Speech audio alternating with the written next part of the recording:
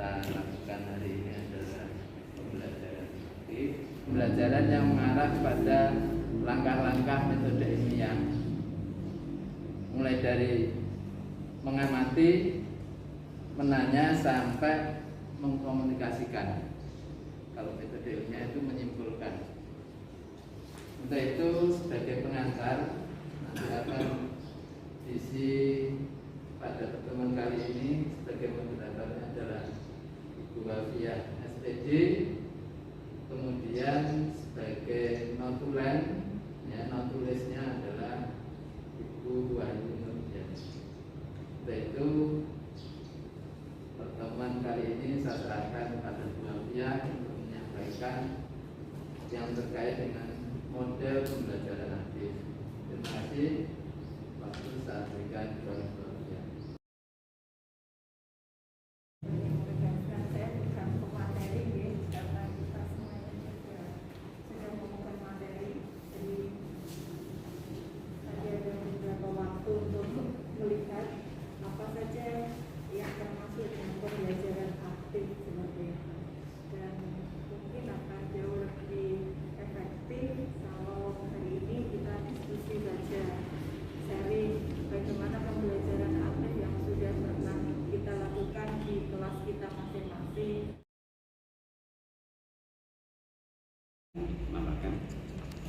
Assalamualaikum warahmatullahi wabarakatuh.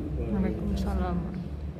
Untuk mendiskusikan tentang pertanyaan bagaimana strategi agar anak-anak ini dapat lebih berani bertanya ataupun menjawab apa yang disebut dengan aktif bertanya atau menjawab pertanyaan guru. Salah satu cara kita adalah melihat penyebabnya. Kenapa anak-anak ini bisa malu, misalnya ya, katakanlah tidak berani itu karena malu. Nah, nanti bisa kita berikan motivasi kepada anak-anak bahwa kita dalam satu kelas seharusnya adalah seperti saudara, gitu ya. Jadi nggak perlu ada muncul rasa malu dengan temannya. Ibaratnya zaman dulu itu orang kalau menuntut ilmu itu kan namanya berguru kepada seseorang ya, yang sakti misalnya, maka teman-teman satu perguruannya itu disebut saudara.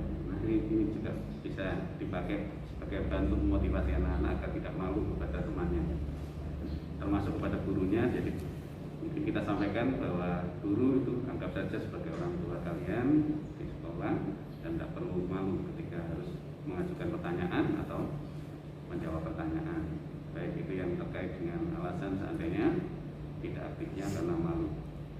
Kemudian jika karena disebabkan oleh saking tidak mengertinya materi, ya, mungkin dia disampaikan Pak Jamal tadi, anak itu kadang nggak bertanya karena memang nggak mudah sama sekali. Kalau dia masih mudah sedikit-sedikit itu dia masih bisa mengidentifikasi bagian mana yang saya tidak ngerti. Tapi kalau sudah nggak ngerti sama sekali, bingung dia mau ditanyakan apa. Jadi sehingga tetap diperlukannya penjelasan ya, sebagai prolog itu guru tetap dibutuhkan ya, penjelasan tentang poin-poin pokok-pokok materinya, sehingga tidak langsung belum pernah dijelaskan sama sekali tiba-tiba anak disuruh tanya. Ya, ya seperti yang metode apa saintifik gitu ya, langsung menanya. Ya tetap harus ada inisiasi. Pentingnya inisiasi dari guru, baru kita memberikan pengetahuan prasyarat atau materi-materi pokok itu tetap disampaikan secara langsung.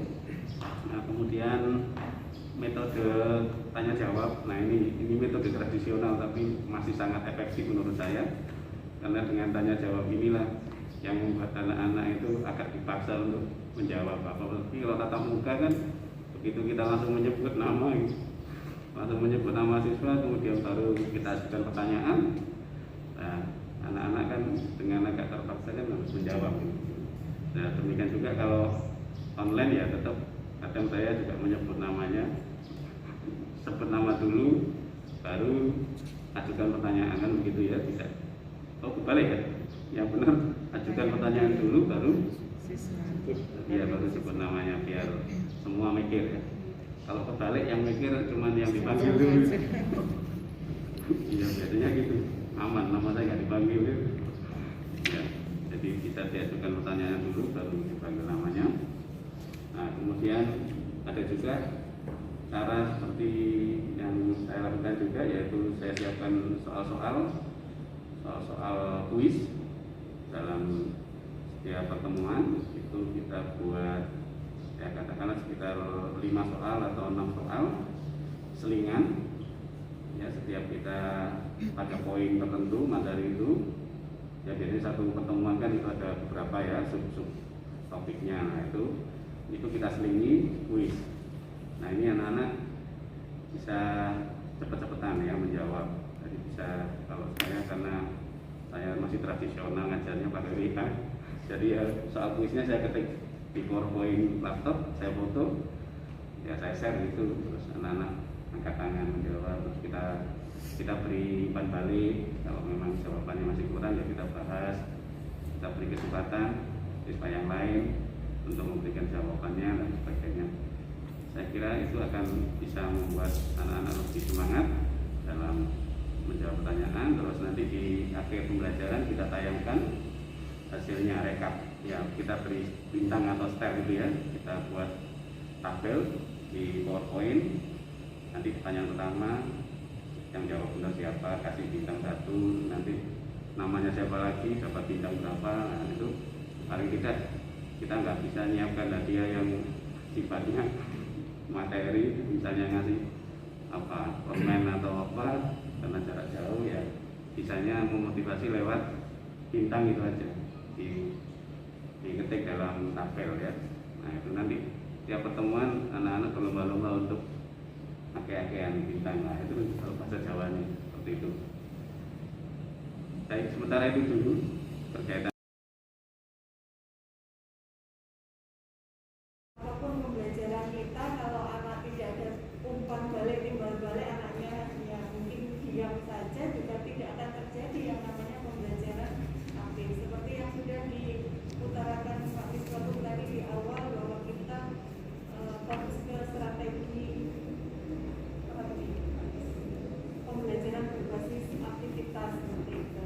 Karena tanpa aktivitas anak, walaupun kadang kita sudah giring ini ya, wes operasi masing-masing buat PowerPoint, buat metode apapun, tapi karena mungkin kondisi anak atau cara kita menyampaikan mungkin atau apapun itu berkaitan dengan banyak hal, ternyata juga tidak membuat anak menjadi beraktivitas dengan baik.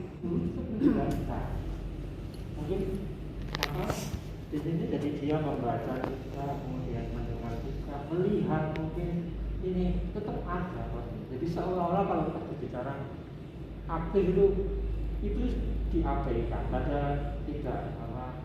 Jadi ini tetap harus kita garis bawahi, tetap harus ada katakan informasi menjelaskan ya. Tetap cuma mungkin persentasenya hanya 10% atau 20% atau 30%. Jadi ini tetap penting disampaikan, diutarakan sehingga ini tidak hilang. Karena anak tidak kita beri informasi, kita bicarakan tentu sangat kesulitan dalam memahami dan mungkin melihat video atau apa yang kita sampaikan. Tapi kalau kita dalam belajar itu mulus video dengan pembelajaran yang terlalu susah, maka ini tidak menjadi pembelajaran yang aktif. Jadi kalau justru ibarat ceramahnya itu persiapkan secara penuh, maka anak tidak ada. Karena itu setelah kita menyampaikan materi mungkin sebagai satu pancingan yang sudah bisa dipahami oleh anak, maka dari sini anak sudah mulai untuk berpartisipasi. Jadi, mulai ada konsep partisipasi untuk dia mulai bisa memberikan. Jadi arti dalam memberikan pendapat dalam diskusi itu, sehingga mungkin pertanyaannya ke sana tadi, bagaimana kita menanya dan anak bisa memberikan jawaban tentunya seperti itu. Kalau dalam matematika yang biasa saya lakukan dulu itu namanya metode ekspositori, kalau tidak salah ada Pak Jaina ya. Ekspositori itu tanya jawab. Jadi dalam mengajar kita itu tidak boleh melulu cerita terus. tapi kita tetap bagaimana A, bagaimana ini perlu. Jadi dan pertanyaan yang sama tidak harus dijawab oleh satu orang, mungkin dijawab oleh 3-4 orang. Jadi di sini A bagaimana menjawabnya, B, C, D. Nah ini penting. Sehingga setelah dijawab oleh beberapa anak, maka kita tahu partisipasi dan pemahaman terhadap materi yang berlaku saat itu, sehingga anak mungkin akhirnya bisa mengeneralisasi dalam pelajaran yang sedang kita sajikan. Mungkin ini dulu sementara demikian. Jadi kita atau anak dari di sini bisa menyampaikan pendapat dengan giringan kita yang mungkin sedikit tapi sudah terpanjang untuk menyampaikan pemahamannya. Demikian, terima kasih. Karena kiat-kiat apa saja yang perlu dilakukan oleh seorang guru untuk mendorong partisipasi aktif siswa dalam pembelajaran, proses pembelajaran. Ini kalau sering yang dilakukan itu biasanya memberikan reward. Ya, anak akan termotivasi ketika kita memberikan penghargaan sekecil usaha, walaupun itu jawabannya salah, katakanlah seperti itu, kita harus tetap mendorong atau ya bagus meskipun jawabannya salah. Nanti di refleksinya nanti kita akan membetulkan atau menyimpulkannya untuk jawaban yang katakanlah salah.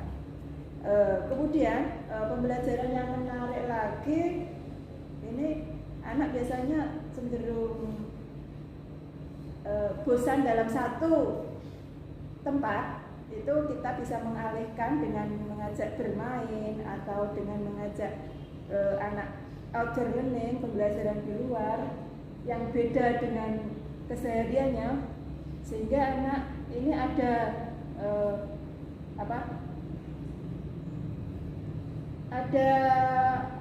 tidak jenuh dengan pembiasaan yang itu saja. Kemudian yang mungkin bisa diterapkan, tapi ini biasa digunakan oleh anak TK, anak TK atau SD.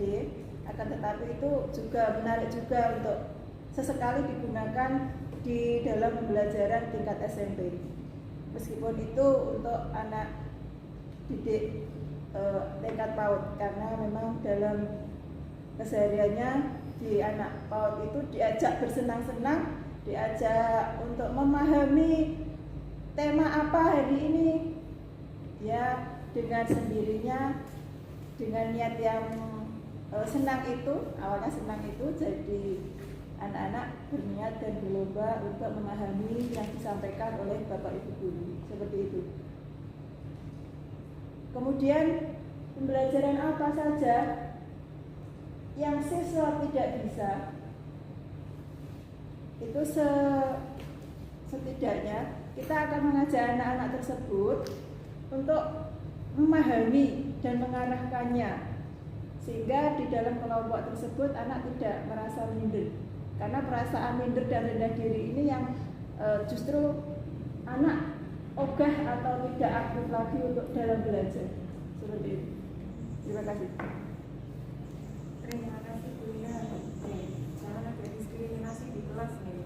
Jadi bagaimana guru mungkin merangkul keanekaragaman anak. Keanekaragamannya maksudnya keanekaragaman. Iya, memang perbedaan kualitas atau kemampuan anak sendiri. Jadi tidak ada yang namanya yang pandai, tapi memang sebenarnya anak-anak sendiri itu ketika dia merasa bisa dan cenderung hanya dia yang menguasai kelas, nah itu juga bosan gitu. Jadi bukan lagi anak yang tidak bisa mengikuti pembelajaran kemudian dia menjadi minder, bahkan anak yang mungkin unggul dalam itu menjadi sudah tidak mau ikut-ikut, kan apa nggak seru, tidak ada saling mungkin